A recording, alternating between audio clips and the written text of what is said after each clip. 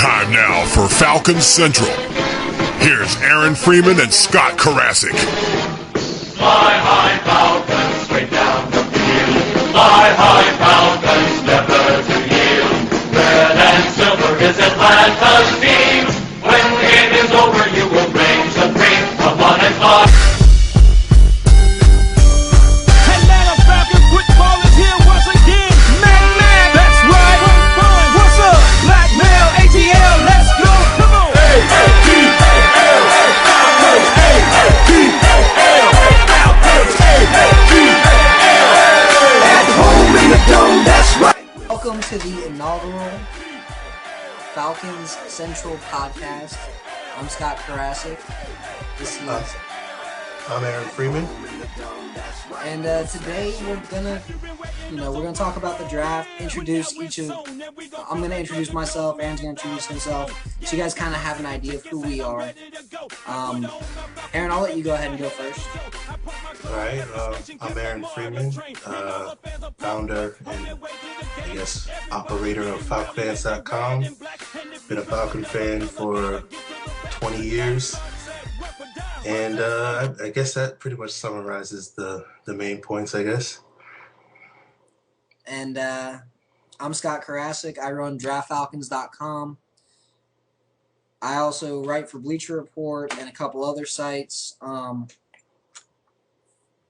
Pretty much, I've been a fan my entire life. I don't remember a time when I wasn't a Falcons fan. I've always watched the Falcons. I've always watched Georgia Tech. I've always watched Georgia. I've always wanted them all to do well, So I'm probably the guy that everybody will like for some of it until you realize that I'm honest with my opinions of Georgia players. They're not all Jesus. I'm sorry, not all of Georgia's players are going to be great. Not all of Georgia Tech's players are going to be great either, but those fans are a little bit more realistic. Okay. But Well, I could definitely say that Scott is very honest with his opinions, having known him for some time. Now, jumping into the draft. Pudge, you really like Tyler Eifert. We missed out on him. Yeah. By one spot. But I feel like Desmond Trufant was probably a better pick for what we actually needed. Yeah. I mean, I always knew Eifert was a luxury pick, but I did like the Trufant pick. I think there was a little bit of controversy over the fact that we traded up to get him, but I didn't buy into that controversy. I think it was a solid selection at a neat position for the Falcons. I agree.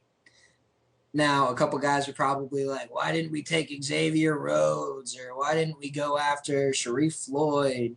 If we're trading up, might as well take one of those talents. Didn't make sense. It's about as simple as you can put it. And Yeah. Yeah. I like Trufant better. A couple scouts I've talked to have compared him to Champ Bailey, which leads people to say, oh, what are they smoking? But they like him. Yeah. They like how he improves every single game. They see something new that he hasn't shown before, and they like it, and they're like, oh, man, we like him even more now. He did this. Oh, cool. Oh, we like him even more now. He did this. And then they've been double-checking each other, and the guys who've double-checked have liked him more than the guys who did the initial evals.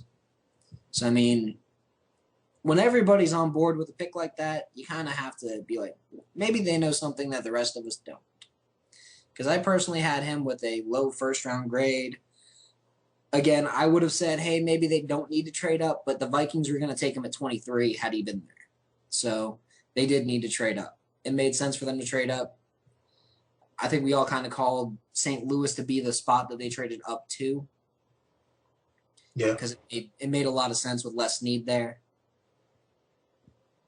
Do you feel we gave up too much, though, in the trade up? Not really. No. I mean, no. The third this year, did they give up like a seventh or something? They gave up it was a first, a sixth, and a third this year. They got back that first-round pick, and then they get a 7th next year, which is like it's really weird to be like, hey, we're getting a 7th next year, woohoo. But next year's draft is going to be deeper than this year's draft. And I thought this year's draft was one of the deepest in recent memory. So next year, if the juniors that declare that we think are going to declare, like the Jadeveon Clowneys and the Teddy Bridgewaters and all these guys, it's going to be a monster of a draft class. I agree with that. Yeah. I would be happy with a Julio Jones or even a Robert Griffin type trade up for Clowney. Yeah. I live in South Carolina, man. No, I get it. I've mulled that over, the possibility of, trading up for a defensive end. I had a lot of Falcon fans after the draft talking about why didn't we get a pass rusher? And it's like, well, next year we can give up 3 first-round picks for Jadeveon Clowney, and finally everybody can calm down about, the Falcons getting that dominant edge rusher. And see, but the thing is, they are underrating Malachi Goodman. They're just ridiculously underrating him. He is so good. He just has 0 pass rushing moves. He learned 1 pass rush move this year, and from the minute he learned it to the end of the season, he had a sack every game. Yeah. Imagine how he could be with 2 pass rushing moves. Yeah. He's definitely got the tools you want to work with when you're looking at an edge rusher with the long arms, and he definitely knows how to use those long arms to his advantage when he's using his speed rush on the edge. And you know what? If John Abraham doesn't get signed, why not go into coaching? Why not have him as the pass rushing coach? He obviously knows how to get home. Yeah, I like that idea. Maybe we should pull up a presentation and head on down to Flowery Branch and see what Arthur and Mike Smith think about that. Yeah, but if I did that, I'd rather have Chuck Smith. I was thinking about Chuck Smith, yeah. I think Chuck Smith has been lobbying for that job for about 5 years now. And the thing is, he said he would go in and he would just help Sugar Bear. He doesn't care about being the defensive line coach. He just wants to help. He's like, I just want to be a pass rush coach. I know 7 moves. I'm like, dude, I'm like, of course you do. You're Chuck Smith. Yeah. So what did you think about the Robert Alford pick? I know that surprised a lot of people when the Falcons used the top 2 picks on 2 cornerbacks. All right. I think they were like, hey, we really like Arthur Brown. Because they really liked Arthur Brown. And they were kind of hoping for him to fall. They knew that Baltimore liked him. They just didn't think Baltimore wanted to trade up. And all the teams in between them and Baltimore didn't need a linebacker. Or between where he was and between San Francisco was the last spot that they thought Brown was going to go. And then they were like, oh, we're going to get him. So when San Francisco traded up for Vance McDonald, that was no big deal. Then Baltimore traded up, and they were like, shit. So they should have traded up for Arthur Brown. They didn't. It's okay. Robert Alford was a consolation prize. They had mid to late first-round picks on both guys. Mm-hmm. Like first-round grades on both guys. So either way, they wound up with a guy with a first-round grade. You can't really complain about that. And Alford, his ceiling is probably Brent Grimes' Pro Bowl year, but back-to-back-to-back years. His floor is probably Robert McClain. This past year. That sounds about right for me. Yeah, I'm about on the same page.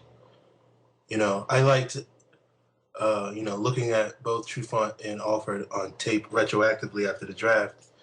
I think Trufant tested well, and he's obviously an excellent athlete. But you could definitely see, and maybe it was part of it was because Alford was playing on a lower level of competition, but you could definitely see Alford's athleticism watching him on tapes, particularly his speed and whatnot. But, I think because of that, probably his athleticism makes his upside might be a little bit higher than Trufant's long term. But, I think Trufant definitely has a much higher floor going into the league. And either way, I think the Falcons got two good corners, possibly, two very, very good corners. The way I look at it, if the scouts are right and Trufant ends up being the next Champ Bailey and Alford and we're right and Alford ends up being the next, Brent Grimes, D'Angelo Hall without getting burnt as much, the Falcons will have they'll have the same kind of combination that Philly had back when they had Troy Vincent and Bobby Taylor. I want to say that was a combination. Yeah, I think that sounds right. Yeah, I think the Falcons definitely made the move. These were two long-term picks, and I think they plan on having both of these guys be, the lockdown corners on the outside for hopefully the next 7 to 10 years.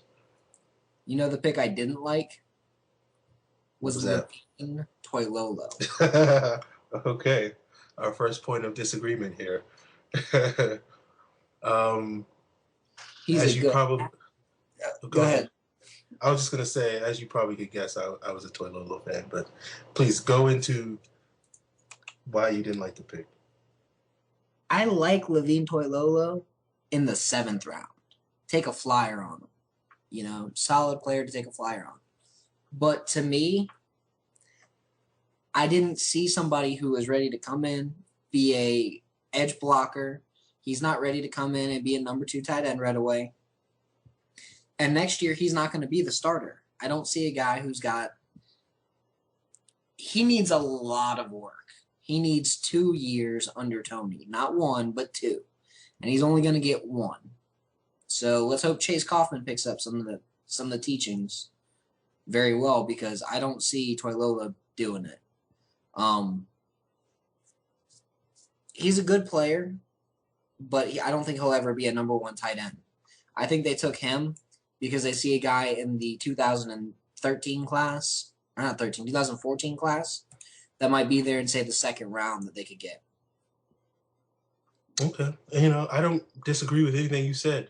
I think I like Toilolo a little bit more. I just like his athleticism, and he's a player that has a lot of talent. I don't think he's going to, I agree with you. He's probably not going to be the long-term replacement for Tony, but I'm thinking perhaps the Falcons are trying to, put the pieces together to have the long-term, I guess, this vision of an offense where you have a big guy like Toilolo who has speed, who can stretch the defense, and then next year get that other tight end who probably has a little bit more reliable hands and can be more of a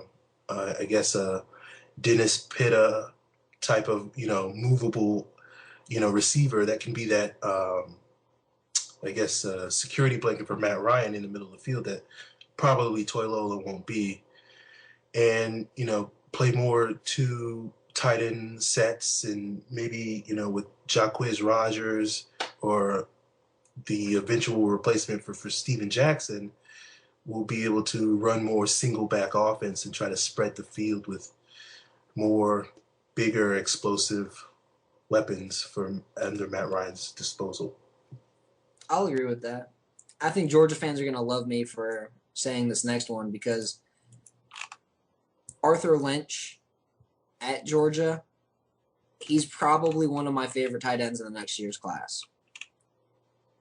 Okay. I think he could end up being the top tight end, unless Austin Severian Jenkins out of Washington comes out. I think he's the top senior tight end. Okay. I think Arthur Lynch will be probably one of the better players in next year's draft, and I think he's gonna show out, because Aaron Murray's gonna have to rely on him. But okay. I think that could be a Falcons option, because he's unlike most Georgia players, he doesn't have much baggage off the field. Because I feel like Well, I feel like with Georgia players, and correct me if I'm wrong here, you always go, okay, they're a great player, but when did they get arrested last? It does seem like a lot of their top prospects as of late have had some run-ins with the campus police, I guess you could say, the last few years. Yeah, it ain't campus police with a DUI. with oh my god, I beat my girlfriend. Like Sanders Cummings beat his girlfriend. Good player, but that's why he fell to the 5th round. You know, so many issues with Georgia players right now is all off the field. That is why Atlanta doesn't take Georgia players, because they can't keep their nose clean off the field. Okay. Anyway, now Mapanga. How do you like him? I like Mapanga, I guess, the same way I like Massaquoi and Sidbury. You know, he's got upside. You know, he could be probably a situational rusher. And, you know, I like having those developmental ends on the, I guess you could say, the back end of the roster. Just to, you know, you're not going to hit with every one of them, as thus far with Sidbury didn't particularly work out. We'll see about Massaquoi. But, you know, you have 2 or 3 guys like that in the roster. One of them's bound to make that, you know, that leap up. And I think Mapanga was a nice, solid pick. Probably not going to do a whole lot as a rookie, but, you know, 2014 and beyond, I think could be an asset for the Falcons. See, and I like Cornelius Washington way more than Mapanga there. I like Devontae Holloman, but none of these guys pass the filter. Why not go with a wide receiver? That was what was puzzling me about the entire draft. They need somebody to compete at wide receiver, and they just didn't take anyone. Why go safety twice? Why go? Sean Renfree makes sense to me. I like that pick. I love that pick. I had him in my top 100. I thought he was one of the few quarterbacks that actually in this class I would want on my team. Like, I liked him. Okay. But,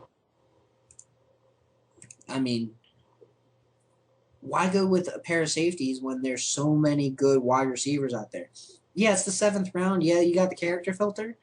But Rick Rodgers is sitting right there, and he is a top 10 talent if he keeps his nose clean. I don't disagree with that. You know? I think, with the safeties, I think the Falcons wanted to get special teams help. And the issue with the wide receiver is whoever it's going to be, he's going to have to play special teams. And, while Rodgers is a great talent, he's a good returner. Okay, that's fair. My counterpoint is not much of a counterpoint. I thought the Falcons were weak. Their depth at wide receiver was weak last year. I think they're trying to develop, guys like Drew Davis and Kevin Cohn and James Rodgers and Marcus Jackson, which, I wasn't too thrilled with it last year, but it is what it is. So, I don't know. Yeah. If we had to pick a guy that I like, and we're kind of dipping into the undrafted free agent pool at this point, I really did like Martell Moore. I saw him show out against that Florida State defense, that vaunted Florida State defense, against Xavier Rhodes. He had a great game.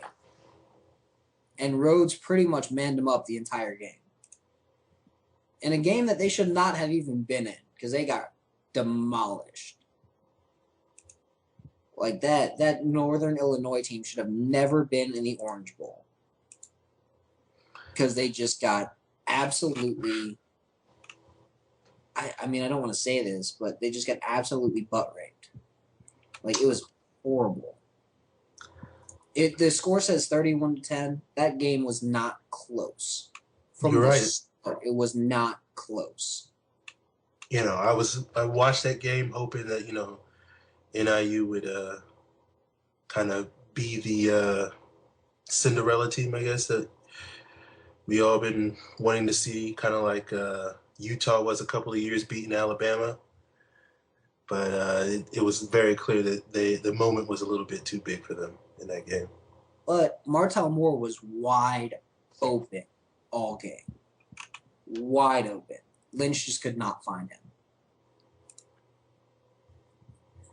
Yeah. Just straight wide open. Good player, just could not get the ball to him. I don't understand. But no, there's a lot of talent that they brought in. I actually like Kamal Ishmael a lot more now that they've drafted him and I've watched some film. And what are your thoughts on him? Because he was one of those guys that you didn't really expect to be the pick, you know? Mm-hmm. Yeah, I haven't seen a whole lot of Ishmael. I've seen some highlights and a little bit of tape of him. And I think one of the things I like about him is he's very active versus the run, which, you know, today's NFL, you don't see that many good run-stopping safeties anymore because everything is, or even in college, because everything's all spread offense and everything's about the pass and stuff. And you like that safety that is comfortable coming up in the box, delivering hits, will make plays, you know, that basically can act like an extra linebacker. And I think with the Falcons, you know, I'm hoping to see with the Falcons this year more dime packages to try to deal with some of these tight ends that the Falcons have had so much trouble with this last year and in previous years. And I think with both Ishmael and Mata being two more run-oriented safeties, it kind of gives me some hope that we might see either one of those guys develop into the dime sub-package player, perhaps, playing more in the box and acting as that extra linebacker when we go to 6 DBs. I mean, I think you could see more of a, even though it's a nickel, have a safety in there instead of, what's his name, McLean. I think that's a high possibility. Another thing that could happen, and we're kind of just brushing to the side, is what if McLean earns the starting spot? Yeah, that's a possibility.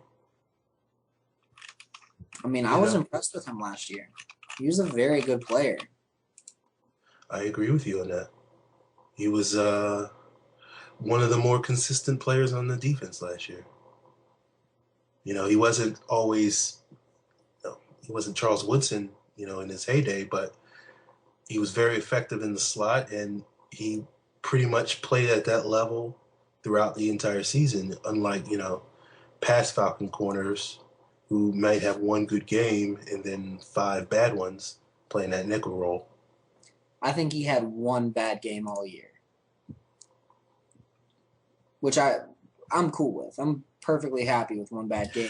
Hey, that's a big change from the last couple of years where we've been lucky to get one good game from the slot corner. Oh my God. So true. And the thing is, it wasn't like he just wasn't targeted. Out of the guys who were primarily in the nickel, in the slot this past year, he was the 4th highest targeted guy. He just didn't allow much. Mm-hmm. He also was the 4th lowest in yards per cover snap.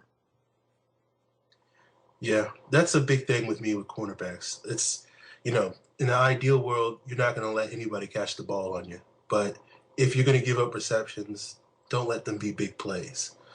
And I think McLean was really good at not giving up big plays. He was consistently in position, even when he got beat, to make the stop after the catch. And, you know, I think that sort of consistency is something that you want in a corner. You know, Asante is a gambler. And so with Asante, there's a lot of good and there's a lot of bad. Yeah, and so for whoever's going to be the other corner, and I think this is one of the reasons why the Falcons were attracted to Trufant over some of the other options available at the time, like the Xavier Rhodes, is the consistency aspect, which is something that Dante wasn't very, he was, you know, consistency and Dante Robinson will never be in the same sentence. But I think with McLean and Trufant and, hopefully Alfred, you got at least two guys that are going to be fairly consistent, and hopefully consistently good to kind of balance Asante's ups and downs.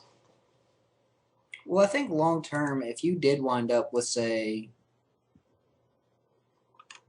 Alford acting like, how do I put this? Let's say you have Alford, and he ends up as the next Asante Samuel, only he's better at not letting guys get behind him. Would you say that he's how good of a corner would that be? Like, what are your thoughts on how good of a corner that would be? Asante Samuel without letting the guy beat him deep, say, once a year. We're talking about, with Asante's playmaking skills?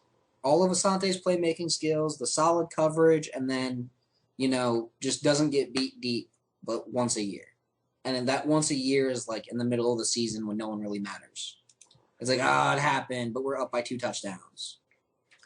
Didn't you just describe Brent Grimes in 2010 and 2011? Yeah, pretty much. And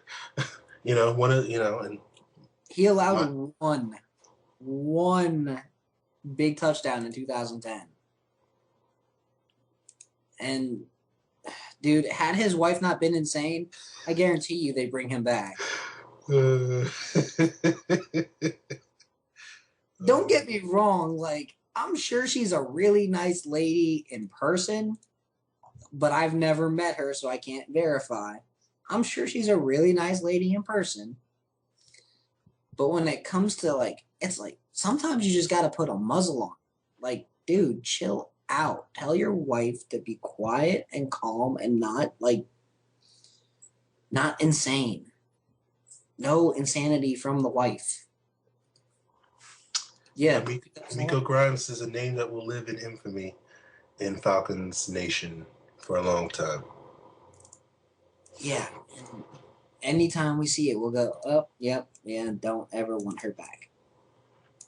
Because she is horrible. There's a way to be a player's wife and be a good, respectable human being. And there's a way to be a player's wife and just be someone that everybody hates. You don't hear much about Matt Bryant's wife or Tyson Clabo's wife. Yeah, you're right. I mean, I guess that's all you need to know. They are good, honest, simple, just respectable people who don't sit there and yap and yap and yap about bullshit. Again, I'm sure she's a nice lady. I'm sure she's a nice lady, but come on. Miko Grimes does need a muzzle. I'm gonna leave it at that. Okay. I'll let you dig that grave, so I'll just avoid that topic altogether. I just don't want to go there. She's dead to you then. I understand it. I see where you're going. Yeah.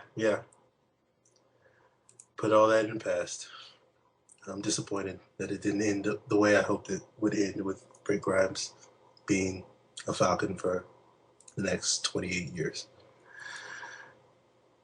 Oh, well. We got Desmond Trufant, so.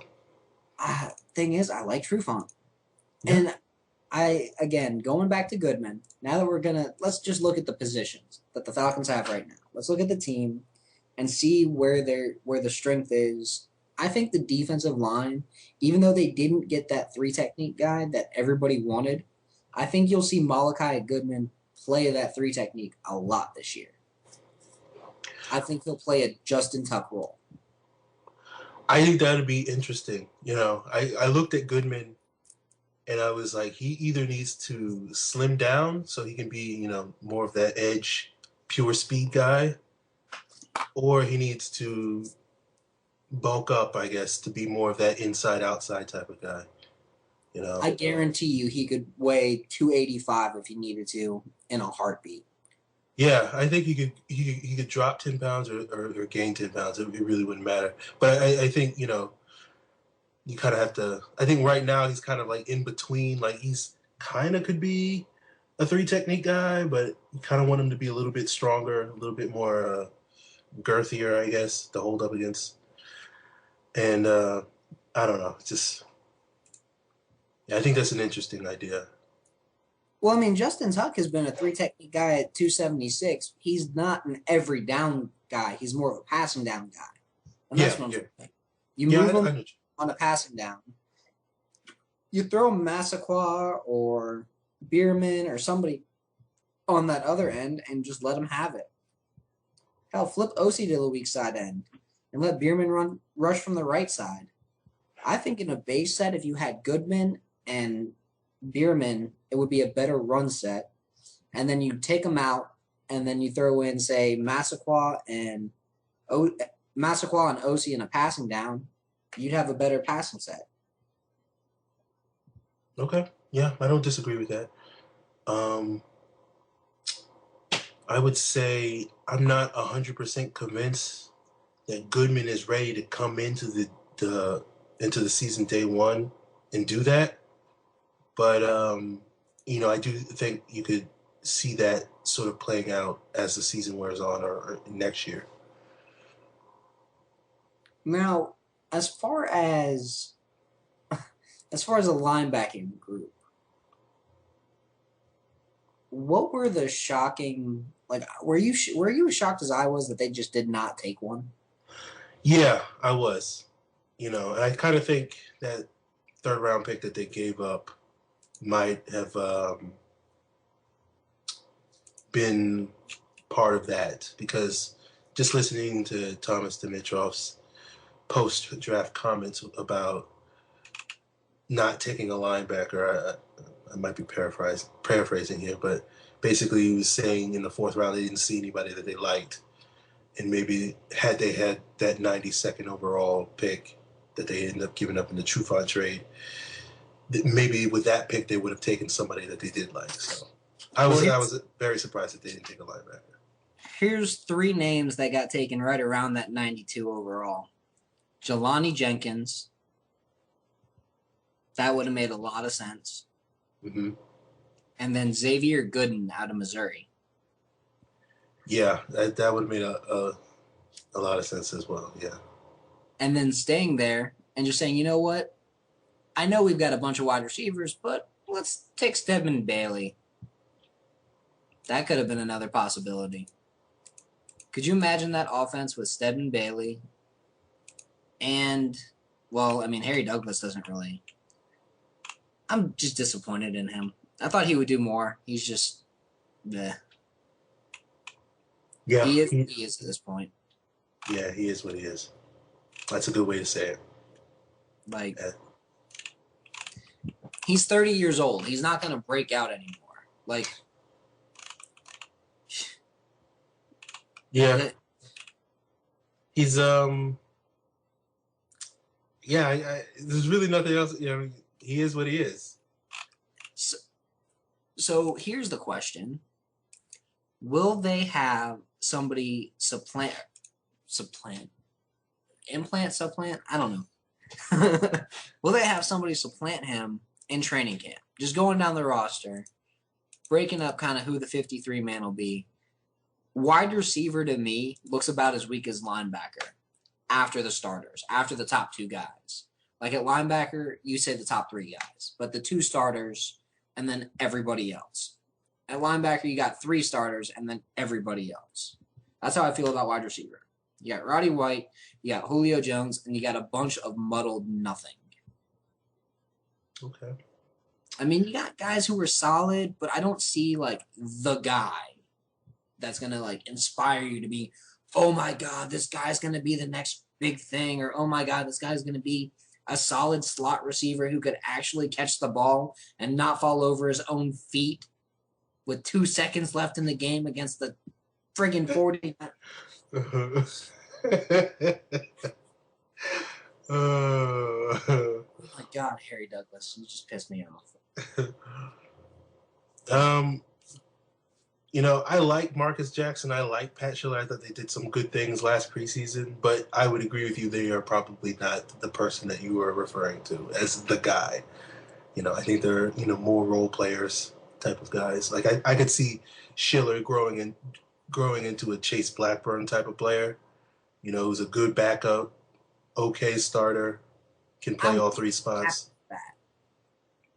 I would be ecstatic if that's what Pat Schiller turned into, and that's kind of who I compared him to coming out of college. So, I mean, I would be great. That would be great. I think Paul Warlow is a name that people are sleeping on, though. When it comes to speed at linebacker, he is the second fastest guy on the roster behind Sean Weatherspoon. Weatherspoon ran a 4.52. He ran a 4.59. He's actually faster in the other drills than Weatherspoon was. 3.97 in the shuttle, 6.50 in the cone. He had a 34-inch vertical. The dude's going to be a beast, and people don't realize it. And it's not like he doesn't have instincts. The guy's probably the most sure tackler I've seen. I think if it's a guy that makes the roster, it's going to be Paul Warlow. Did you say a 6.50 in the 3-cone? A 6.50 in the 3-cone. Wow. Okay. Yeah, it was faster than Desmond Trufant's. Okay. All right. I just make sure. Okay. 6.5. Okay. That's ridiculous for a linebacker. I actually called up a scout and was like, hold on. Is this true? Did he really run a 6.50? And they're like, yeah. He really ran a 6.50. He really is that quick. Whoever gets him, whoever signs him is going to be lucky. We don't know why he doesn't have a draft label yet, because a lot of people had him in the 5th or 6th round with a grade. Because they were like, he's a good player. He's instinctive. He is what he is, but he looks like he's going to be a great player. Why not take him? Why not? Had they taken Paul Warlow and just dropped Zeke Mata off the board, they probably could have signed Zeke Mata. That's my thoughts there. Yeah, just for some of the listeners who may not be as stat geeky as we are with some of these numbers, a 6.50 is a ridiculously good 3-cone for a linebacker. Typically, a 6.90 would be what you would want in a linebacker, in a starting caliber NFL linebacker. So, and even that would be considered quick. You just want the guy to break 7. Yeah, that's what I'm saying. Like a starting linebacker in the NFL, like that's first round type. A 3-cone, a 6.90 would be first round type. So 6.50 is fairly impressive. And it's not like he's a smaller guy doing these numbers either. He's 6'2", 236 pounds. That's a solid guy. Yeah. I mean, that is a solid, human being, and he's a solid tackler. Mm-hmm. A good wrap-up tackler. So, yeah. I was just gonna say that has now, perked my interest. My proverbial ears have stuck up now, so I'll definitely be keeping my eyes out on Warlow now going forward. Another thing, he played middle, he played weak side, and he played strong side during his time at Delaware. Versatility is good. And he was the defensive captain. So the more I've done research into this guy, the more I'm like, why did he not get drafted? Or did the scouts just miss him? They missed Jesse Tuggle. Did they just miss Paul Warlow? Yeah, that's possible. It happens all the time. Well, they did also miss Miles Austin, Brent Grimes, Tyson Clabo. So maybe they just missed him. Yeah, it happens. Let's hope he comes in with them. Oh, and it's not like he's weak either. How many reps do you think he did in the bench, Aaron? Well, if he's 6'2", 236, I'm going to say I would expect maybe 18 reps. 30. Okay. There it is. I put his numbers, I put them right next to Sean Weatherspoon, and I'm like, boom, slightly slower, just as fast, faster, stronger, just as strong. Basically, for his size, he is just as quick, just as strong, he is Sean Witherspoon's equal in athleticism and size. Put him on the strong side. Let him compete with Steven Nicholas, because I think he could beat Steven Nicholas for a starting spot. Not this year, but next year. Mm-hmm. I think he'll earn a start. I think he will earn a roster spot. Say the Falcons keep 6 linebackers. You got Nicholas, Witherspoon, and Dent. You got Brian Banks, who I think is going to cement himself into that middle linebacker spot probably before training camp even starts. Okay. Just because the coaching staff loves him. Everybody says it's this huge learning curve, this, and this. Yet every time the coaching staff talks about him, they're going, we love him. He's excellent. He's got great football instincts. He understands the playbook. Like, all the things you want to hear about a guy who's been playing in college for years. Exactly. So I mean, I think you got Banks. There's Nick Clancy, who I like. There's Paul Warlow, who I like. Jopla Bartu, who's a solid player, but I think he plays more of a middle spot, so I don't see him. Like, I see him kind of there for camp, not really there for long-term possible solution. And you got Robert James and Pat Schiller. I don't understand what they see in Robert James anymore. Sometimes you just got to cut your losses and be like, hey, dude, I know we took him in the 5th round, but just let him go. I think Pat Schiller and Paul Warlow get those last 2 spots, and I think Clancy ends up on the practice squad. That sounds like a reasonable, well thought out prediction. I can't disagree with that. I'm trying to poke holes in it, and you put my boy Pat Schiller on the roster, so I'm fine with it. Beyond that. Now, I don't really know where Pat plays. I don't know if he plays middle or weak or strong or if it matters. I don't really think it does. You just kind of throw him on the roster and be like, dude, go out there, play special teams, be the captain. Like, this is you. Because, he's Pat Schiller. Yeah. I think he takes over Mike Peterson's job. I think he plays all 3 spots. I think he's probably going to be the guy they turn to in the event of an injury. Just because didn't he play both middle and outside at Northern Illinois? He played weak his first couple of seasons there, and then they moved him to the middle. So he can play either side. He can play weak, strong, middle. He can play all 3 spots. I think Banks is going to be a middle guy only. And I think Warlow is going to be a guy who they think can play all 3 spots as well. So if you've got a couple backups that can play all 3 spots, and you got Banks may be way faster than we think he is. Yeah, I heard he ran a 4.75 like 6 months ago. What did Akeem Dent run? 4.73. So if he's as quick as Dent is, that's all we need. And he's 255 or 252 pounds. So he's bigger than Dent, running at the same speed. He might even compete for a starting spot. As crazy as that sounds, he might compete for a starting role. Sounds pretty crazy. Pretty crazy. But crazier things have happened, right? I mean, the thing I liked about Schiller last summer, and the reason why, I think, at least I know I have high hopes for him, is the thing watching preseason games and, the preseason games, but you kind of look for the little things in preseason games that kind of separate guys.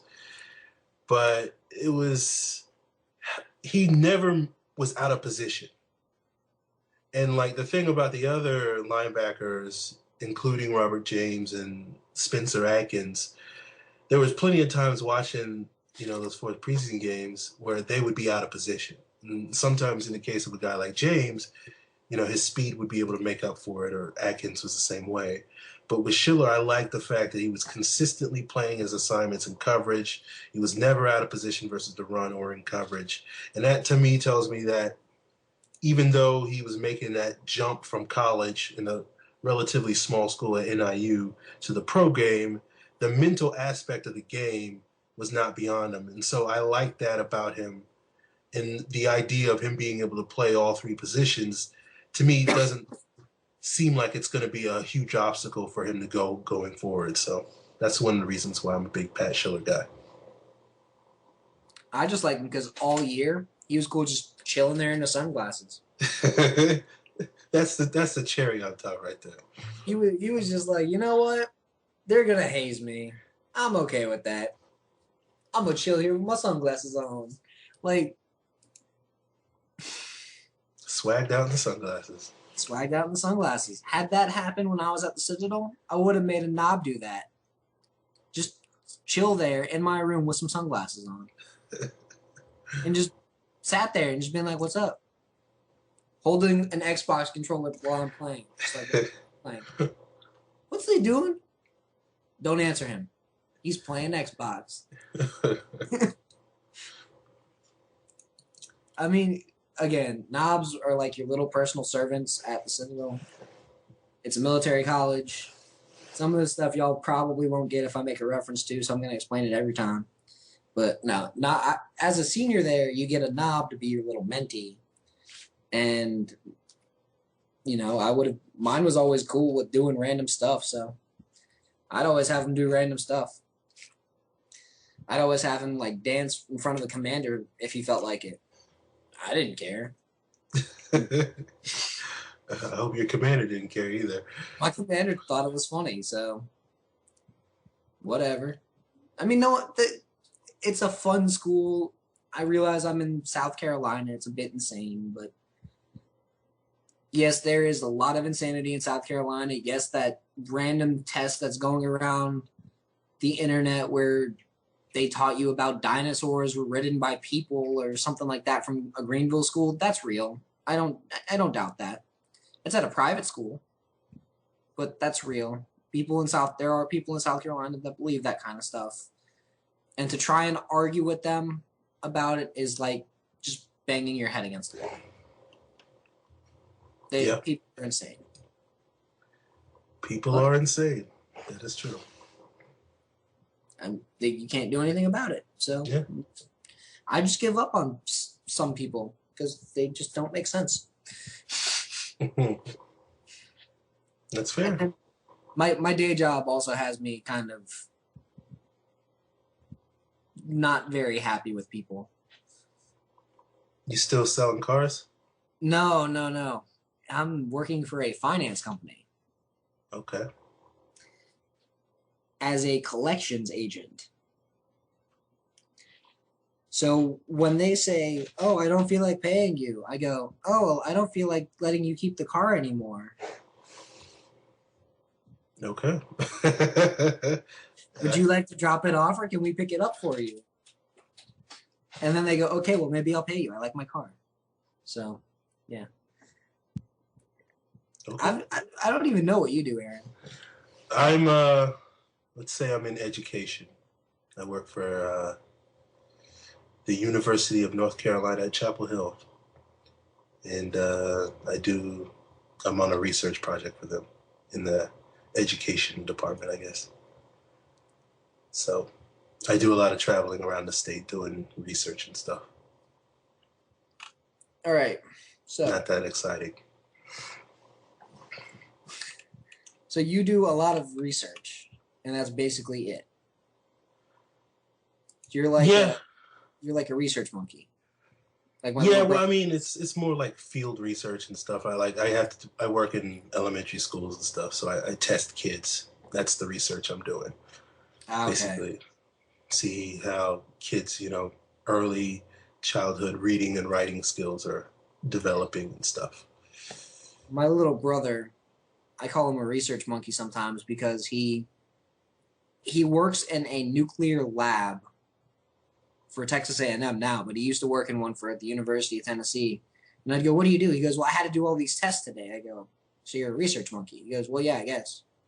He talks about like 7 different things about how to prevent a meltdown. It all goes way over my head, and I'm just like, dude, I don't understand what you're talking about. You lost me at nuclear power. I do nuclear power, blah, blah, blah, blah, reactor, blah, blah, blah, blah, cooling system, blah, blah, blah, blah. Radioactive core, like keywords I hear, and then I'm just like, Yep. Way over my head. Mm-hmm. Sucks having a brother way smarter than you. You feel like an idiot. Yeah, I know the feeling. But he's going to own the world someday, and I'm just going to be a pawn. Or he's going to blow it up. So. I think he's going to blow up another country. I feel like the government's going to tap him at a certain point and just be like, you're ours. No, you can't argue about it. Yes, you are developing weapons. Stop complaining. Okay. All right. Go make that go boom. No, I love my little brother. He's insane. My whole family's insane. Yeah, it wouldn't be family if they weren't insane, right? No, it really wouldn't. I developed an acronym, but I can't remember it right now. I'll remember it before the next show, or I'll tweet it out. But insane is the I in family. Yeah, that sounds right. Yeah, my family's pretty crazy. Yeah. You don't have a mom throwing a shoe story, do you?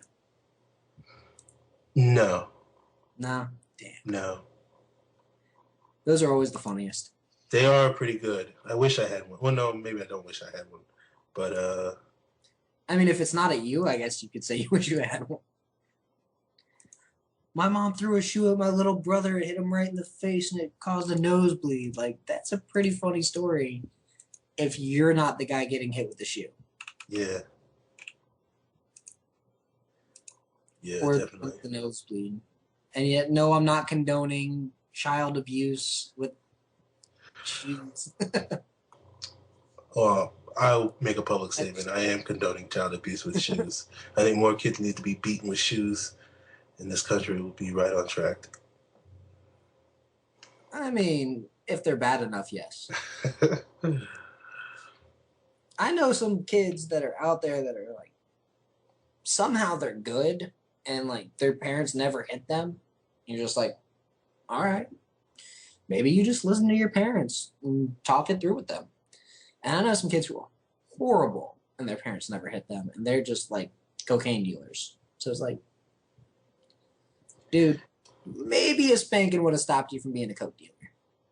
Just Hey, I see 4 and 5-year-olds every day, and I wish that there was just a little bit more child abuse in the world, so some of these kids would not be acting the fool that I see them acting. That's me. What you're talking about is parenting. Well, if you can't parent correctly, then just, I say beat your kids. That's what I say. Knock some sense into them. Sometimes I feel like that is parenting correctly. Because if you show the time and you put the time in and you're just like, you know what? This kid's just not listening to me. I'm just going to pop him a couple times. Boom. Yeah. You I know, agree like, with that. it makes sense. Kind of like a last second deal. Like, no, it's not going to be the first thing you want to do, but. Yeah. Wow, we've gotten really off subject right here. Yeah, we're really off subject. Promotion Sorry. of child abuse. Forgive me, Falcons Central podcast listeners. I'm the most ADD person sometimes in the world. Kind of get into a roll and turn into randomness. So speaking of explosion, how about this offense? I'm excited for Steven Jackson. Yeah. He's one of my favorite players before he signed with the Falcons. When we signed him, I was a little questioning whether or not, how much he had left in the tank. But you know what? I say, who cares? I like Steven Jackson. I'm going to root for Steven Jackson. If he has nothing in the tank, I will have more fun watching him have nothing in the tank than I did watching Michael Turner have nothing in the tank. So, whatever. Let's see what happens. I think the whole Steven Jackson has nothing in the tank narrative is stupid. Because he's just been toiling away on this god-awful St. Louis Rams team the past couple of years. They finally say, you know what? We've got Steven Jackson. Let's use him this year, and let's base our offense around him to take a lot of pressure off of, good old Sam. And then what happens? They almost actually make the playoffs. Then they finally go out and fix their offensive line and their wide receivers, and they've got a tight end who's worth a damn, and Jared Cook. I mean, maybe they make. I think they make the playoffs this year. It's certainly a possibility. I think their defense is pretty good. Well, let me put it this way. They said, you know what, Sam Bradford? You need help. So we're going to give you Tavon Austin, Stedman Bailey, Barrett Jones, Jake Long, and Jared Cook. Now you have no more excuses because you've got protection, you've got targets. Yes, you lost Steven Jackson, but Darrell Richardson and Isaiah Pead can run the ball decently. Not great, but decently.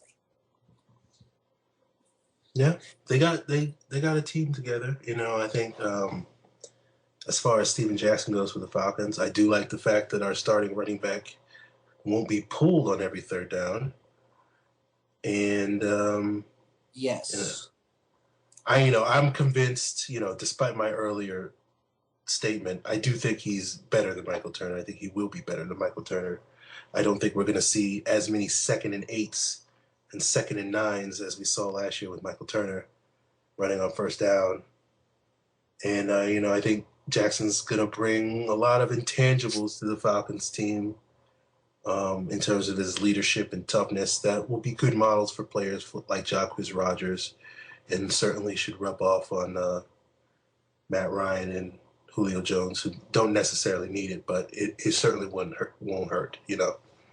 Oh, no. Not at all. But, looking at that offense, you've got Jackson, you got White, Jones, and Gonzalez. Everybody knows about that. Now, wide receiver, you already know my thoughts about somebody just needs to step up. Somebody just needs to step up, be a man, and take that spot from Harry Douglas because he dropped that ball in the NFC Championship, and we don't want that to happen again. Or Harry needs to step up and get his damn hands fixed because we don't want to see it. Mm-hmm. My question to you is that the offensive line, do you think that they're going to be good enough, not great, but good enough this year to actually be salvageable, if you will? I'm optimistic, a little optimistic. I can't be too optimistic because, Holmes is a new starter. I don't know. The two of us have gone back and forth over the offseason about what the combination of center and right guard is going to be there.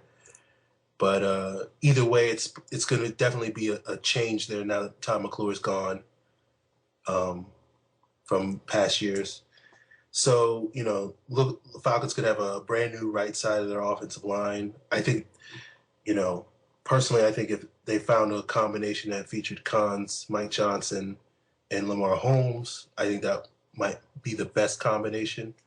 I think it would definitely be more physical, more athletic than previous combinations. And I'm curious to see what's going to happen. I'm optimistic that we could see improvement. I don't think they're going to suddenly morph into the 49ers offensive line as a unit that's going to pound teams into the dirt, but it should, at least if it can keep the offense on schedule and keep the, takes a little bit of pressure off the passing game, especially in the second half, which in that NFC Championship game, if we could have ran the ball, maybe we could have held on to that lead. But, I think good things could be on the horizon for the Falcons offensive line.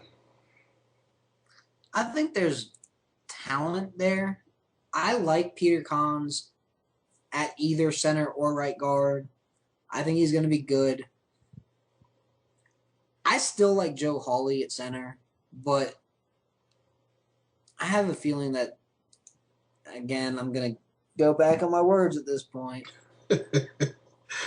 I think Holly's going to end up as the super backup on the interior of the line for game days. I think he's going to be the left guard, center, right guard on game days. I think if he somehow magically earns a roster spot as a starter, it's going to be at right guard and not center. Hey, Scott, if that happens to be the case, I won't hold it over you too much. Well, I mean, all I really owe you is a beer because that was the bet. So. All right. I'm looking forward to that drink. We'll toast at the NFC Championship game at the Georgia Dome this upcoming season. That's the goal. That's the ultimate goal. Do it again. Get there. Get back there in our own house. Because no one wants to drive to damn San Francisco or Seattle or New York for the NFC title game. It's true. Especially if they're going to be back there in the next 2 weeks for the Super Bowl. Yeah. Wow. What do you think about that Super Bowl? Cold weather. I think they should make it to where it is. I just hope it's freezing. I hope it's the most miserable, freezing cold day ever. The way football should be played, in the snow, in the fucking rain, like everything. Just football is not a clean sport. These guys should not have clean jerseys when the day's over. You know, these guys should all be just muddy and disgusting and with smiles on their faces. That's my thoughts on the Super Bowl. So if it is a rainy or a snowy day, do it. Do it all the time. Do it every single year. I would love it. You know, throw the Falcons. You know, if the Falcons have a Super Bowl, I hope it's exactly the way it was before. You know, because the whole new stadium, they should get a Super Bowl again. Because that's, hey, here's a new stadium. Hey, thanks for the Super Bowl. Like, but no, that new Falcon Stadium is going to be ridiculous. It's going to, they're trying to make it to where New Orleans doesn't ever get a Super Bowl again. Because they'll say, you know what? Atlanta's got the stadium. Atlanta's got the experience. New Orleans doesn't have that anymore. Boom. Or make it to where Miami doesn't get it because their stadium is falling apart and they don't want to do dick about it. Yeah. I agree 1,000% with your statements about football being a cold weather, a mud in the slop sport. Having been to the Georgia Dome a number of times, nothing against the Georgia Dome. It's, a great facility, but I do enjoy watching a football team play when you're freezing your butt off and you're miserable, but you're there, you're enjoying the game. I don't know. Maybe it's my masochistic nature or something. I don't know. Just the thought of suffering, in the rain, in the cold, in the wind, or whatever, and then watching your team prevail over another team. I don't know. It makes it all worth it. That's me, though. Yeah, but we're also Falcons fans. We're used to punishment. Yeah. I mean, when the Smiths owned the team, it was just... Yeah. It was like, do these guys even care? Do these guys even understand that there's a salary cap that they can actually spend to and somehow win a title? Maybe, eventually. I feel like had they won in 1998, they still were going to dismantle that team. They still were going to let Cornelius Bennett walk. They're still going to let all that stuff happen. And they were going to go back to square one in 99 again anyway. That's probably true. There is no excuse for a team to go to a Super Bowl in 1998 and then have the number one pick in 2001. There is no excuse for that. There's no excuse for them to trade away a pick in the 2000 draft in 1999 for a tight end either. But I digress. They didn't think that they were going to have a top 5 pick, but Reggie Kelly, a blocking tight end, was not worth that pick. Again, I like Reggie Kelly. He was a good blocking tight end for his career. I wouldn't touch a blocking tight end in the first 6 rounds of a draft. That's why you're not a big fan of Levine Toilolo. I don't think he's a blocker, though. That's why I'm not a big fan of Levine Toilolo, because he's not a great blocker, and he's not a great he's a way better receiver than he's a blocker. Don't get me wrong. I just don't see him as a great receiver. I don't see him as the next long-term starter. I think Zach Sudfeld would have been a better fit there. And Sudfeld played in Nevada, understands how to play in multiple different spots, plays on the line, a former basketball player like Tony Gonzalez, understands both how to use his body in situations. He may not be as fast as some of the other guys, but he was a 100th of a second faster than Toilolo in the 40. So why not I'm not worried about that. I just thought Sudfeld was a way better all-around tight end than Toilolo was, and I was pissed when he didn't get he went undrafted. That's fine, but I was pissed that Atlanta did not even bring him in because I thought he was way better than people were even giving him credit for. Like, way better. Again, you know how we talk about the 3-cone? Everybody's big on Levine Toilolo. Sudfeld demolished Toilolo's combine. Toilolo had 4.79. Toilolo went 4.78. That's fine. 3-cone, 7.08 or 7.09 for Toilolo. Sudfeld had a 4.41 or 7. 3-cone was a 7.09 for Toilolo. Sudfeld had a 7.08. Shuttle, 4.57 for Toilolo. 4.41 for Sudfeld. 37-inch vertical for Sudfeld. Longer arms for Sudfeld. Better player on the field. Make a compelling case. Now, but I'm still sticking with my boy Toilolo. I'm sure you are.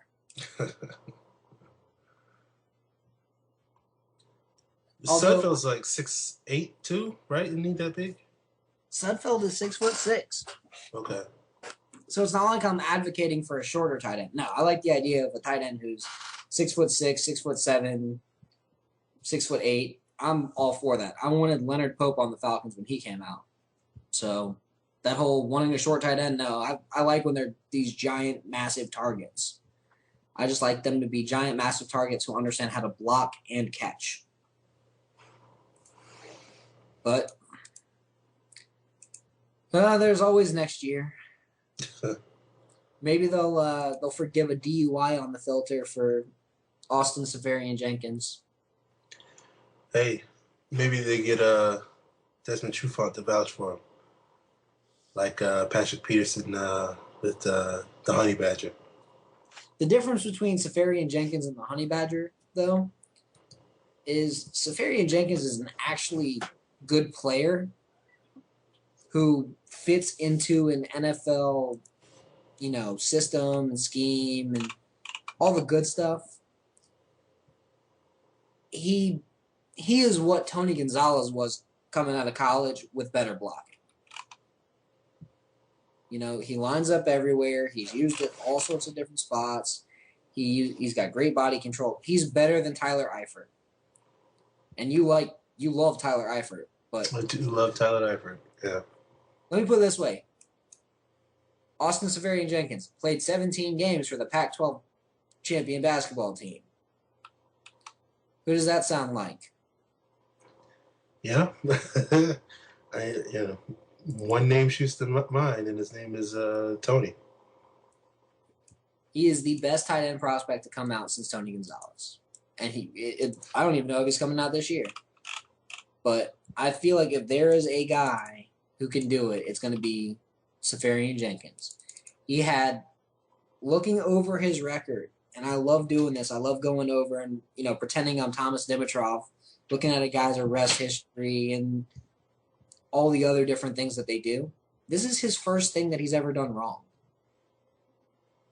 Is a DUI. Is it bad? Yeah, it's pretty bad. Is it forgivable? I think it is. I agree with you. don't condone drinking and driving, but it can be a momentary lapse in judgment that does not indicate a long-term issue of bad decision-making. Exactly. Suspend him for 3 games. Hell, have him come out and say that I'm the one who did it. I'm the one who wanted to take 3 games. I want to take 3 games off. I don't deserve to play in those because of what I did.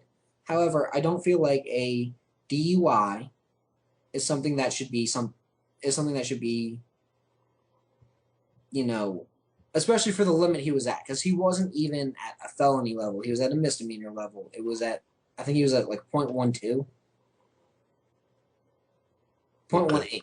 0.18. But he's also 266 pounds. He's also 20 years old. Yeah. He's 20 years old. I'm more worried that he's 20 years old and he's drinking than that he's 20 years old and driving drunk. Like, he shouldn't have been drinking at 20 years old. Come on, man, use your head. But he's in college, you're going to get away with some stuff. Yeah. But You're right. I feel like if that's a guy you make an exception on the filter for, it's a guy like him. It's a guy like Justin Houston, who failed a marijuana test at the combine, and that's the first anybody had any trouble with him, was Justin Houston. Marijuana at the combine. Oh my God. Again, my personal view on marijuana, I think it should be legalized. I don't really care. I don't smoke it. I don't see the real issue with it. I've smoked it before, whatever. It doesn't really do anything to me or for me. So it's just like, whatever, if these guys want to smoke it, they can smoke it. However, that doesn't mean that it's legal now. That doesn't mean that it's going to be legal now. And the fact that it is an illegal drug, you probably shouldn't smoke it. You probably shouldn't be dabbling in that just because you're going to be a professional athlete. But in reading, what was it? The War Room? The Michael Hawley's book. Oh, okay. That detailed it details the Julio Jones trade. So much great information there. In reading that, it looks like they were willing to bring in Justin Houston had he slipped to them in the 3rd of the 2011 draft. And for everybody asking about this big pass rusher, Houston would have been that guy. I agree. No question, would have been that guy. He's already got, I want to say, 15 career sacks in 2 years. And I'm probably undershooting because I don't watch a lot of Kansas City. That number is probably it's about 15, 16, because I think he had 5 or 6 as a rookie, and then I know he had at least 10 last year. You said, yeah, right. I was right on the dot. 15 and a half sacks his career so far. That is a good start for a guy fresh out of college. He wouldn't have been the end-all, be-all of pass rushers probably, but as a good long-term solution who could have been like Charles Johnson, who Atlanta should have tried to sign a little bit harder after the lockout. As opposed to another player that will go nameless. As opposed to Ray Edwards, who, don't get me started on Ray, but let me put it this way. Brian of Pro Football Central has been saying, you know what, I want to get Ray Edwards on the show. I want you guys to talk to him and this and this and this. And I'm just like, that would probably be a bad idea because I would be very honest with him and I would call him out for complaining about coaches wanting to be coaches. And he should have just sucked it up and accepted the coaching and been like, you know what, maybe I don't know everything about football. Maybe I probably should listen to my head coach. Maybe I probably should listen to my position coach. maybe I don't agree with it, but, let's try it out and listen to them because I'm not starting anymore. Maybe I should earn my paycheck before they cut me. You can't be a diva. And I feel like the lockout is a big reason why Atlanta ended up cutting Clabo and Edwards within 6 months of each other. I feel like they signed contracts that were too big for those two guys. And they're just they're realizing, you know what, maybe we made a bad decision. But yeah, that Ray Edwards would not. I don't think that would go over too well since both of us have not been particularly quiet on our criticism of him over the years. Well, I think it would probably go over a little bit worse for me just because I won some contest this past season and I wound up with 5 free tickets to the game because of him. Yes, I do recall that. That'll probably end up much worse for me just because it's like, hey, yeah, I'm that guy that won free tickets from you, but now I'm bad-mouthing you. No, dude. Again, Ray Edwards, I'm sure he's a great guy. I'm sure he's an excellent dude. I'm sure he's a guy you want to hang out with and have a couple beers with. But don't complain about coaching when the answer is hold accountability for losing your job and change. You can't come off as an uncoachable player and then be like, oh, I didn't listen to them when they were coaching me. Does that make an NFL team say, hey, we want to sign this guy? No. You don't want to sign the guy who goes, oh, hey, I didn't listen to these coaches that were just trying to help me keep my job for the next few years. I mean, come on. Common sense. I feel like, I don't know, maybe it's the whole, I actually, have seen people do this. Maybe it's I have a very low tolerance for stupidity from my mom, but I'm not saying my mom's stupid. I'm saying I get it from my mom. I got it. She's like, I hate stupid people. Be accountable. If you had a problem, just be like, hey, I have a problem. All right, Mom. I'll do that. I mean, I can't. It would not go over well. And he'd be like, I bought you those tickets. You should like me. And I'd be like, dude, thanks for the tickets, but honesty. If you can't take the heat, get out the kitchen. Well, he got removed from the kitchen, so. Yeah, he got removed from the kitchen forcefully. Mike Smith did his best. I just had a great reference in that guy's name. He just did his best Gordon Ramsay impression. Ah, that's a good one. Good one. I like that. It was like, dude, you're done. Or, Ray Edwards, you just got chopped. You are the weakest link. Goodbye. I mean, you could go even more and more and more. But the whole Ray Edwards situation made bringing back Corey Peters that much easier. It was, who do we cut? Just cut Ray. Oh, hey, Corey, that's who we're going to sign. Or that's who we're going to give the roster spot to. Yeah, it made a lot of sense. It made a lot of sense. They had to cut somebody, and Ray Edwards was being a D-bag. So they said, you know what, quit being a D-bag or go be a D-bag on someone else's team because we're not going to deal with your crap anymore. I can't blame them. I really can't. I would have done the same thing. He didn't play well. He played in the 8 games he was on the roster. He played 200 snaps. That's it. 212 to be exact. You can't play 200 snaps and expect to be treated like a starter and then bitch like a starter that you're not getting on the field. Dude, if you're only playing these couple of snaps a game, it's because you're not earning your right. The most he played was against Oakland. Ironically, that's the game I went to.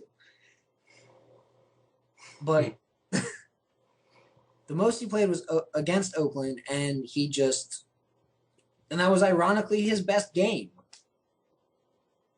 He was a run defender. He picked up a fumble. He set the edge. He did his job. The one game he does his job.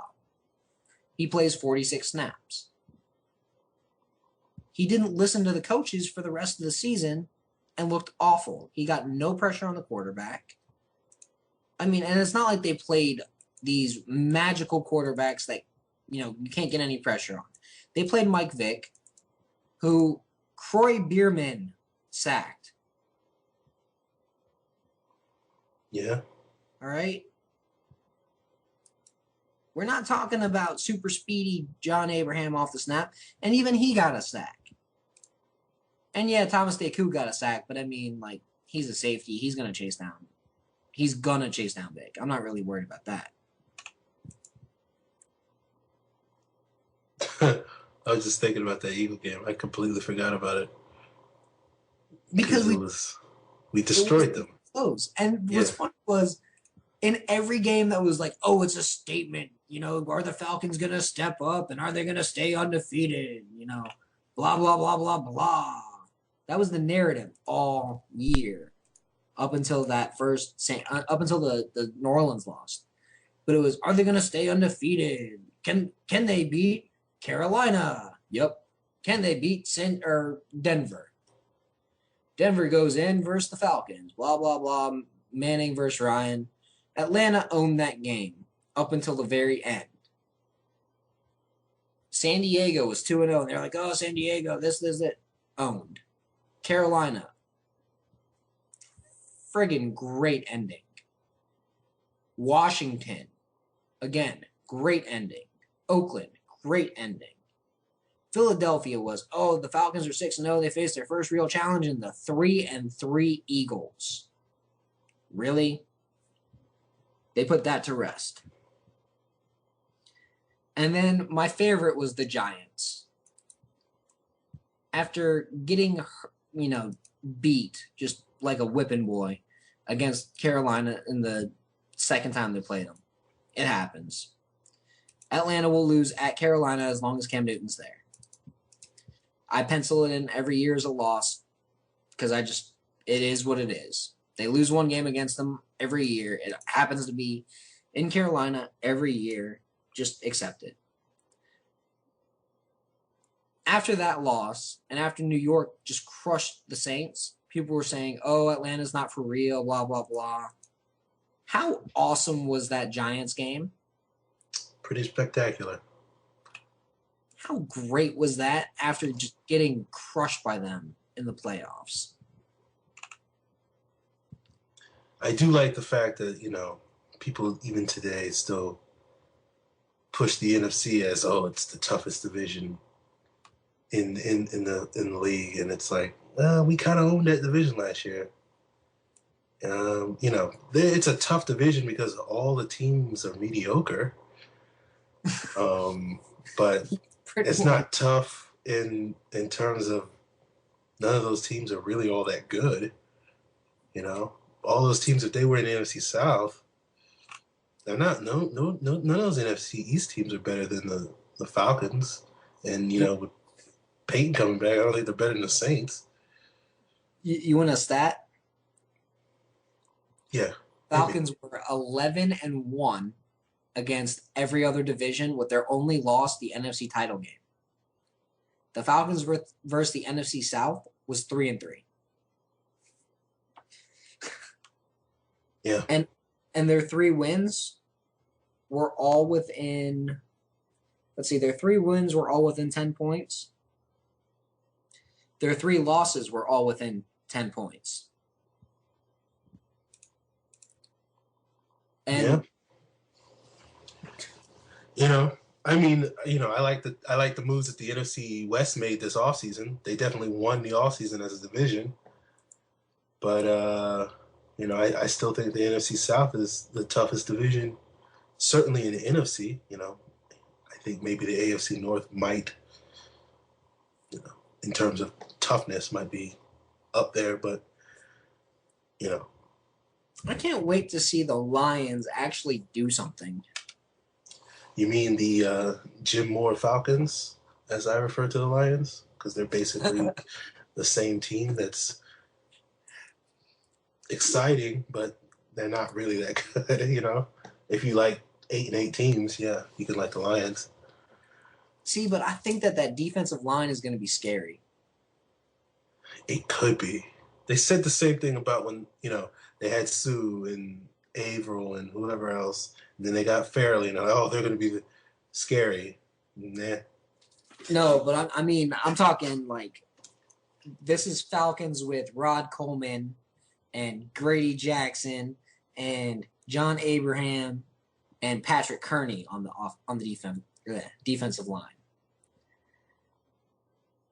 I see that kind of talent there. They've got Devin Taylor, who I really like.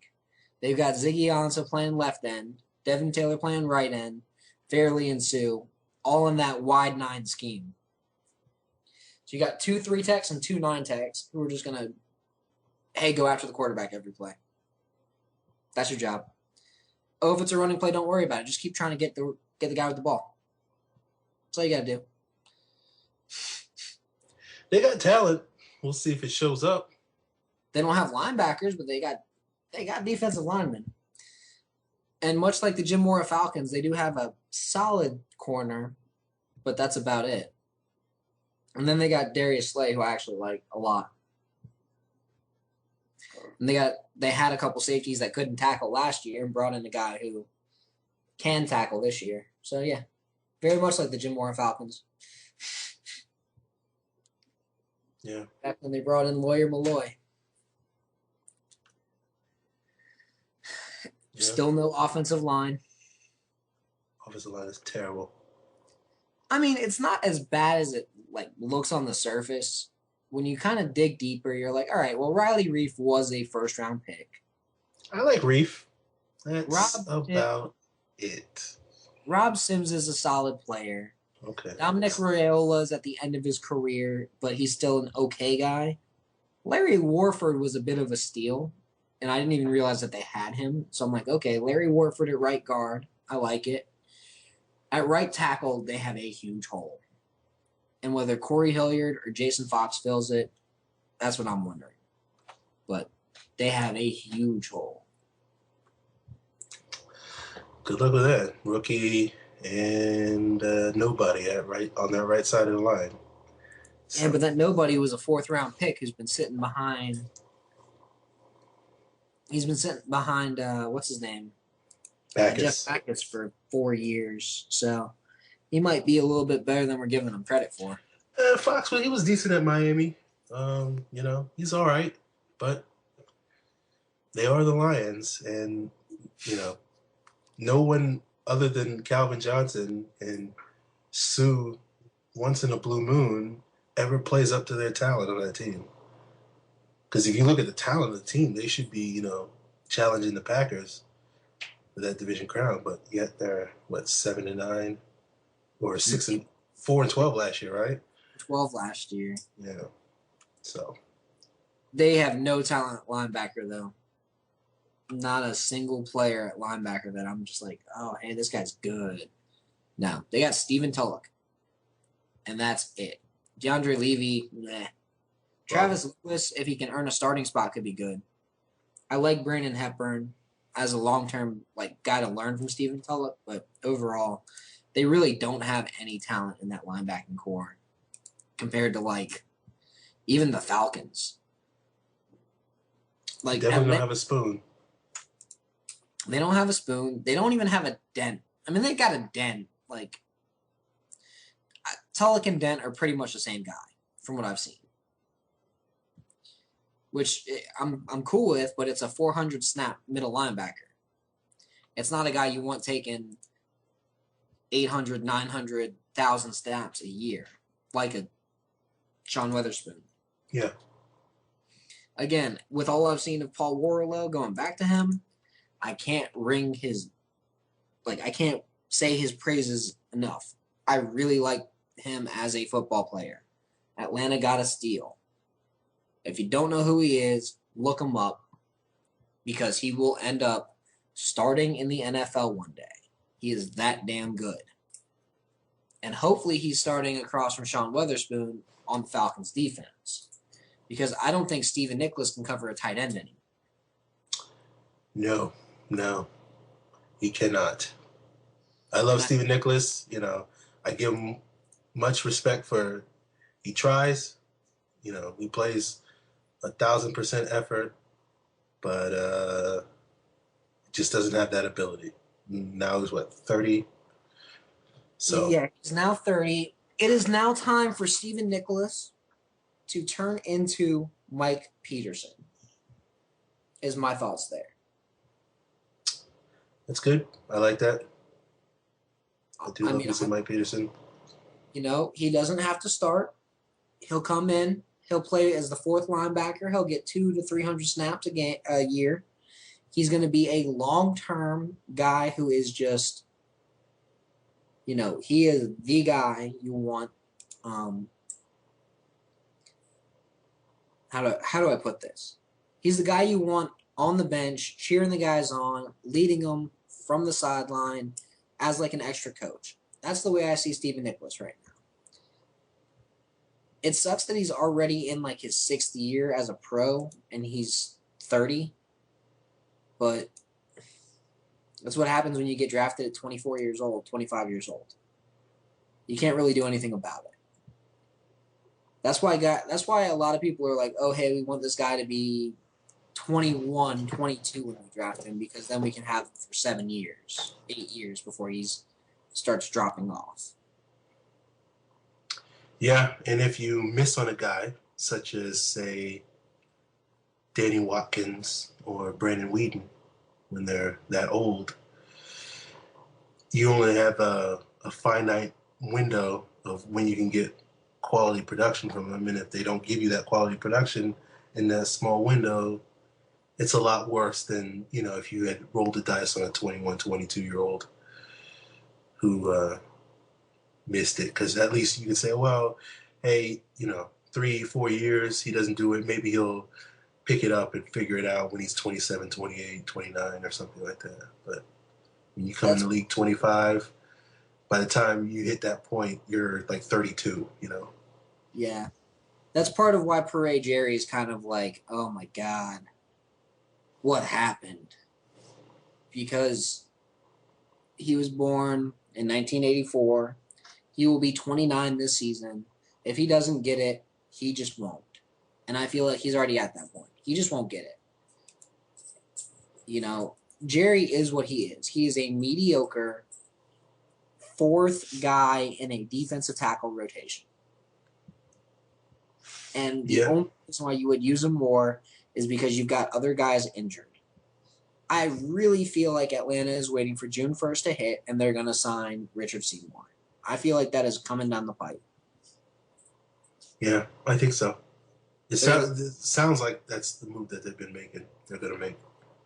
And it's not going to be for that much money, I don't think. I think it'll be for like $3 a year.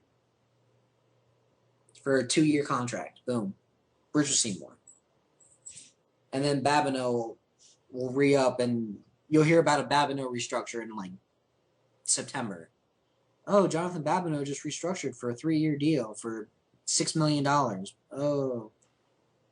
He extended his contract 2 more years for $6 million, and boom, you've got Babineau, and you've got Seymour, and you've got Corey Peters, who I really like. You think he's just a guy, but I really like Corey Peters.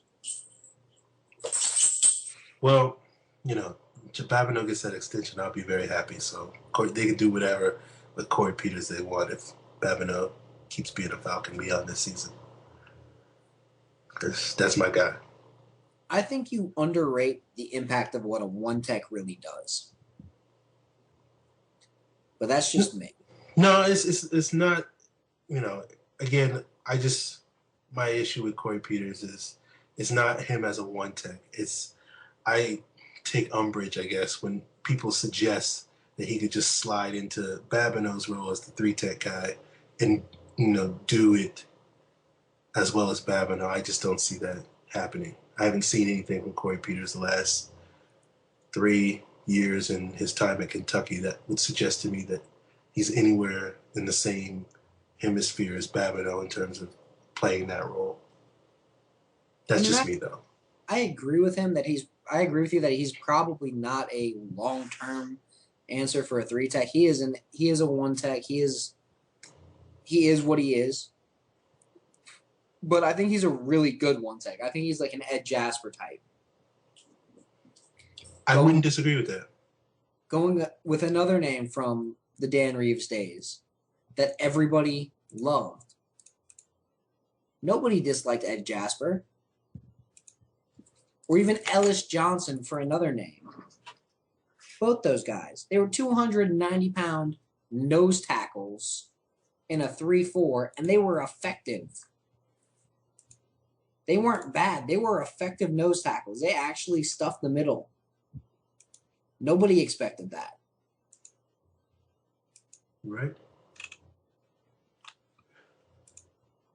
Well, Scott, I think we've gone on pretty long.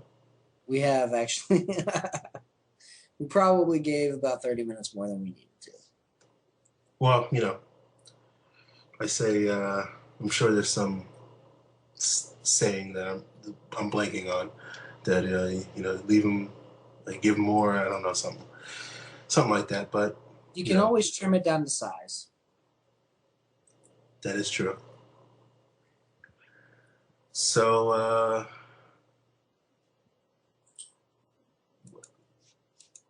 I guess we'll be back next week. Hopefully, we'll have some guests. I'm hoping to hear. So we will definitely be back next week. Same time, same place.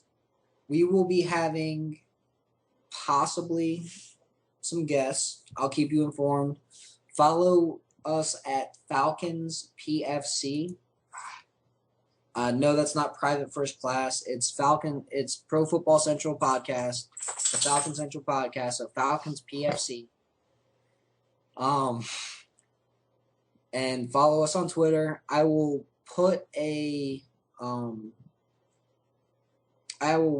announce as we go who we get for the shows on that Twitter. And, follow Aaron, follow me. Aaron is at FalcFans. I'm at Scott Carasik. Very easy. Carasik. You can find either of us on Twitter. You can always ask us questions. We're always willing to talk. We're always willing to answer the questions. If you have a topic that you want us to cover on the show, feel free to send it to us as well, because we will gladly do that. Because sometimes people are like, "Hey, what is this exactly?" You said this is a 1-tech. What exactly is a 1-tech? We can go over that kind of stuff. We understand that not everybody knows all the ins and outs about football. So I have no issue explaining these things. So yeah, hit us up. Bring us into hit us up. Feel free to listen to us. Follow us on iTunes. Follow us on Twitter. And, that's all I've got. All right.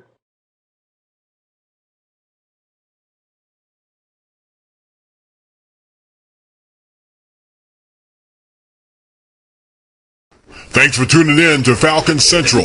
For Falcons news, blogs, stats, highlights, and more, log on to ProFootballCentral.com.